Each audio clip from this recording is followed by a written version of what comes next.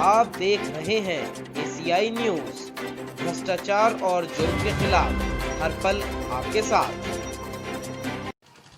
नमस्कार, मैं sub editor ACI news से स्वागत है आपका।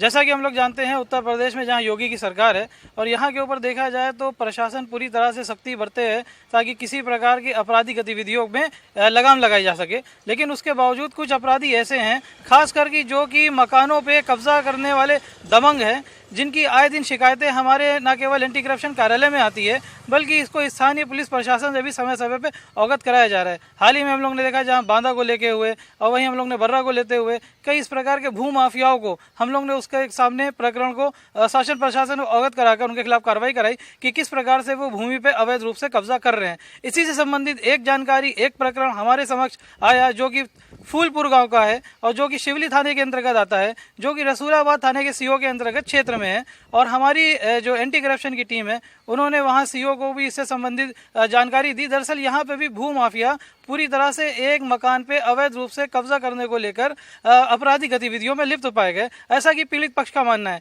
हालांकि पीड़ित पक्ष बता रहे हैं कि वे उनके स्वयं भाई हैं। आइए सीधे इस प्रकरण के बारे में उन्हीं से जानते हुए। जी, अपना नाम बताएं। हरी किसान। तो ये बताइए हरि किशन जी, आखिर जो पूरा मामला प्रकरण है आखिर क्या है? आखिर यही है कि हमारा पुराना मकान जो माता पिता का बना हुआ था, उसमें हमारे मंझले वाले भाई ने, शंभू दयाल, वो हमारे हिस्से पे ज़बरदस्ती कब्जा कर रहे हैं। पुलिस चौकी हम कहीं भी जाते हैं, वहाँ मेरी सुनवाई नहीं होती है, तो हमको यहाँ अधिकारियों के पास दौड़ना पड़ रहा है। अब इधर से जब हमको मदद मिलेगी तभी हम इनसे बात करेंगे। तो जब आपके सामने उन्होंने कहीं से कब्जाने की बात करी, यानी उन्होंने इस तरह की हरकत करी, तो आप वहाँ के ऊपर स्थानीय स्तर पे जब थाने गए तो आखिर वहाँ क्या हुआ? थाने गए, वहाँ बैठा लिए गए, चौकी गए, वहाँ बैठा लिए गए, हमारी कोई सुनवाई नहीं हुई। सारी बातें उन्हीं की सुनी जाती रही।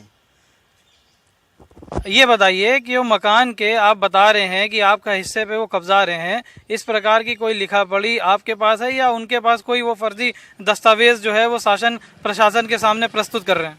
लिखा पढ़ी दस्तखत वो जो है वो सब फर्जी कर रहे हैं। पिताजी के साइन भी एक तरफ फर्जी भी करवाए हुए हैं। तो निश्चित रूप से हम अपने दर्शकों को बताना चाहेंगे कि जैसा कि पीड़ित पक्ष का आरोप है कि वो फर्जी दस्तखत प्रस्तुत करके इनके जो मालिकाना हक है, इनका जो देखा जाए वहाँ के ऊपर हक बनता है, उस पर कब्जा अवैध रूप से करना चाह रहे हैं। अच्छा, ये बताइए, ये जो पूरा प्रकरण था, आखिर ये विवाद कब से पैदा हुआ? ये विवाद चल रहा है 1 साल से, ये बराबर कर रहे हैं। और उस समय इन्होंने लिखाया नहीं था, अभी 6-7 महीने फर्जी काम करवाया इन्होंने। तो आपने ये जो पूरा मामला है, इसको कहाँ कहाँ के ऊपर अपनी शिकायत लेके गए हैं? हम इसको चौकी गए, थाने गए, फिर तहसील गए, एसडीएम से साइन भी करवाए। वहाँ से कानून गो के पास आया मेरा, कानून गो एक दिन मना कर गए। सोमवार को, मंगल को काम फिर चालू हो गया। हमारी कोई सुनवाई नहीं हुई।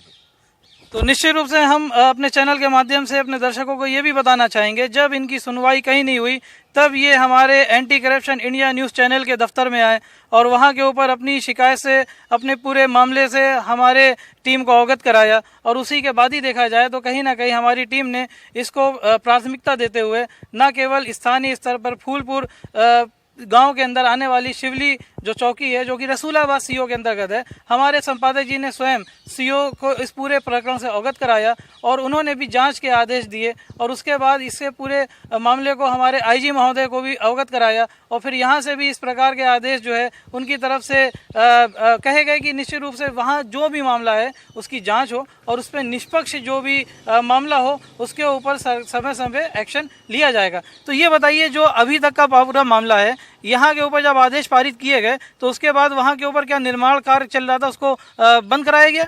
हाँ, बंद करवाया जाए उसको, निर्माण जो चल रहा है। तो निश्चित रूप से वहाँ निर्माण कार्य जो चल रहा था वो वहाँ के ऊपर जो सीओ महोदय से हमारे संपादक जी ने उनको मामले से अवगत कराया, तो उसके बाद वो निर्माण कार्य जो है वो फिलहाल अभी बंद है।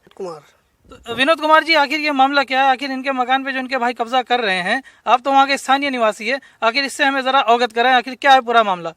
मामला सर ये है कि इनका पुराना मकान है, इनका पुराना पहले से ना मतलब बंटवारा हो चुका था। अब पिता के न रहने के बाद में आज जबरियन जो है इनका कब्जा कर रहे हैं कि हमको बाप ने बेच दिया है या हमको पैसा लिया है, ऐसे करके इनका दबंगी से इनका कार्य किया जा रहा है। और हम लोग दौड़ते भी इनका दौड़ रहे हैं यहाँ उधर, इसकी सुनवाई भी कहीं नहीं हो रही है। मतलब जो आरोप इनकी तरफ से लगाए जा रहे हैं वो पूरी तरह से सत्य हैं। हाँ, गांव से भी आप संपर्क कर लें, आप गांव में जाके पूछताछ के लिए कि क्या क्रिया है, आप सभी लोग इसको बता देंगे कि इनका हिस्सा है कि नहीं है। हम अपने दर्शकों को बताना चाहेंगे कि ये जब मामला पूरा प्रकरण हमारी एंटी करप्शन इंडिया की टीम के सामने आया तो उन्होंने इस पूरे मामले को स्थानीय स्तर पर शासन प्रशासन को न केवल अवगत कराया बल्कि स्वयं पुलिस महानिरीक्षक परिसर में आकर पूरा मामला पुलिस महानिरीक्षक के सामने रखा गया और उनको पूरे प्रकरण से अवगत कराया गया। और फिर उनके दिशा निर्देश के बाद देखा जाए तो वहाँ के ऊपर मकान पे जो अवैध रूप से कब्जा करने का पूरा प्रकरण चल रहा था उसके ऊपर उन्होंने पूरी तरह से अभी रोक लगा दी है। और इसी संबंधी विषय आइए इनके वकील से जानते हुए। जी, आपका शुभ नाम? मेरा मेवालाल एडवोकेट मेरा नाम है। ये मेरे पास आए तो इन्होंने जब अपनी पूरी बात बताई तो मैंने एक एप्लीकेशन लेकर आईजी साहब के दफ्तर में गया तो उन्होंने ये बताया कि साहब हम लोग भाई मेरा एक भाई है जो कि मेरे हिस्से की ज़मीन जब मैं उसको बनाना चाह रहा तो मुझे नहीं बनाने दे रहा और मुझे बल्कि वो मेरी ज़मीन पर ही कब्जा करके दीवार और स्लैब डालने की कोशिश कर रहा है। तो उसके रुकवाने के लिए हम लोग आई साहब के पास गए तो वहाँ से आईजी साहब द्वारा जो है ये अभी फ़ोन से संपर्क हो पाया। बाकी अभी जो है कार्रवाई रोकने के लिए कहा गया पहुँचा जाए, फिर देखिए क्या सच्चाई है। तो हम लोग भी यही चाहते हैं कि जांच करके जो वास्तविक सच्चाई है वो सामने आवे। जैसा कि हमने आपकी प्रार्थना देखी थी तो उसमें हम लोग ने ये भी देखा कि आज स्थानीय पुलिस प्रशासन की तरफ से इनको किसी प्रकार का कोई क्या उस वक्त देखा जाए तो मदद नहीं की गई। नहीं सर, इनको कोई मदद नहीं मिली बल्कि इनको ये पीड़ित पक्षी हैं और पुलिस ने उल्टा ही इनको उठा के बंद कर दिया था। बड़ी मुश्किल में रात को 12 बजे पुलिस ने इनको छोड़ा है। इनकी कोई मदद नहीं करी बल्कि विपक्षी के साठगांठ से पुलिस इनके ऊपर दबाव बन रही है और इनके मकान पर कब्जा करा रही। निश्चित रूप से हम अपने चैनल के माध्यम से न केवल शासन प्रशासन को अवगत कराना चाहेंगे बल्कि सीधे सीधे अपनी योगी सरकार को अवगत कराना चाहेंगे। ये कहीं ना कहीं एक बहुत बड़ा साग और बट्टा सरकार के ऊपर है, क्योंकि सरकार का डर और खौफ देखा जाए तो अपराधियों के समक्ष रहना चाहिए। कोई भी किसी प्रकार की आपराधिक गतिविधियों में यदि लिप्त पाया जाता है तो उसके खिलाफ सख्त से सख्त कार्रवाई होनी चाहिए। और खासकर जब मकान और भूमि को कब्जे को लेकर जो अवैध है, दबंगई है स्थानीय स्तर पर, कहीं ना कहीं एक नक्सद है।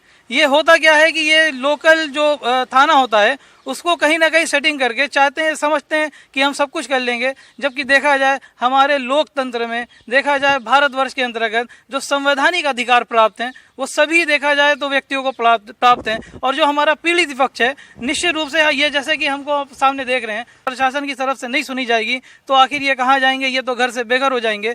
और ये जैसा कि बता रहे हैं कि पूरा मामला पूरा प्रकरण जहाँ स्थानीय पुलिस प्रशासन को न केवल उनसे अवगत कराया गया बल्कि भविष्य में उसके ऊपर जो भी निर्णय लिया जाएगा निश्चित रूप से वो हमारी मांग है, एंटी करप्शन की मांग है कि वो पूरी तरह से जायज़ और पूरी तरह से निष्पक्ष कार्रवाई को करते हुए जो उचित कार्रवाई हो वो की जाए। और इसी को हम आगे भी निश्चित रूप से आपको अपडेट इसी से संबंधित जानकारी देते रहेंगे। धन्यवाद। जय हिंद।